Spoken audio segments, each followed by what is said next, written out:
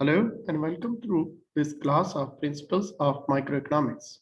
I am your teacher, Muhammad Nadeem Sarwar. Today, we shall discuss quasi-linear preferences and demand functions.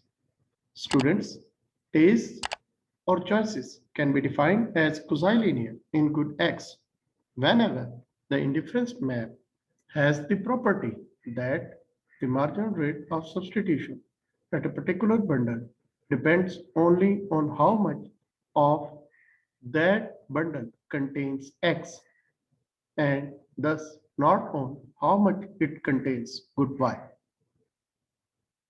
This is shown in the diagram, where if we take the bundles on indifference curves such that if the quantity of good X is same in all, then the MRS at those points will be the same. That is, the MRS at lower indifference curve at this point, at higher indifference curve at this point, and at the highest indifference curve at this point will be the same. Similarly, if we take this quantity of X, then the MRS along all these 3 points will be the same, and so on.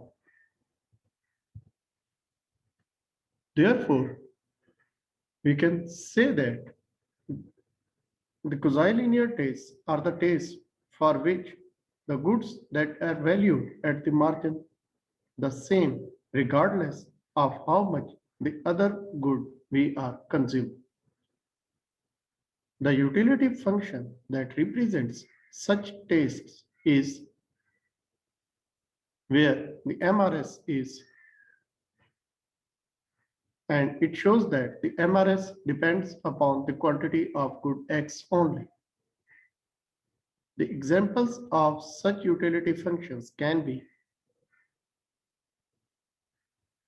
all these utility functions are linear in Y but non-linear in good X. Students, quasi-linear utility functions are used to model such goods on which expenditures are relatively small fraction of the income. That is, these goods that we tend to consume the same quantity of even if we get a big rise in the income. The indifference curves are vertical translates of one another. Now, let's study the optimization in case of quasi-linear tastes. We maximize the general quasi-linear utility function with respect to the budget constraint. Solving the budget constraint for y as a function of x and then substituting it in objective function, we have solving it for inverse demand curve of the good x, we have the demand function for the good y comes from the budget constraint. This shows that quasi-linear utility function has some special features. When both goods are consumed, the demand for good X is independent of the income. That is, it is the derivative of utility function with respect to good X times the price of other good, as shown on previous slide. Second, this shows that change in income will have no effect on the demand for good X, in which the function is nonlinear. This can be seen graphically as,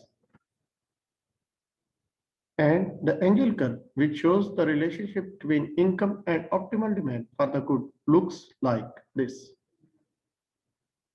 That is all for this lecture. In the next lecture, we shall discuss homothetic preferences. Please feel free to post your questions and feedback in comments. Thank you and goodbye.